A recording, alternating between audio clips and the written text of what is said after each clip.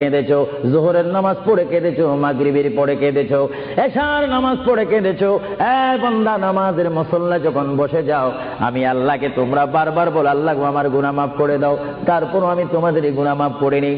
তারপরও তোমরা নিশি রাত্রে, মানুষ যখন ঘুমে যায়, তোমার বিবি যখন ঘুম যায়, তোমার ছেলে যখন ঘুম যায়, তুমি নিশি রাত্রে ঠান্ডা পানি দিয়ে ওযু বানিয়ে নামাজের মুসল্লায় বসে তুমি আবার যখন ডাক দাও, রব্বুল আলামিন, পৃথিবীর কোন মানুষ আমার গুনাহ সম্পর্কে জানে না, তুমি আমার গুনাহ সম্পর্কে জানো।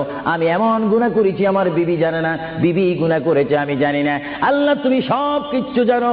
হে আমার প্রভু, তুমি আমাকে মাফ করে দাও।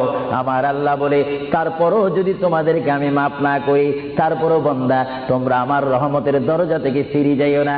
আমি তোমাদেরকে হুকুম দিচ্ছি, ওয়ালাউ আন্নাহুম ইয যালামু আনফুসাহুম জাউকা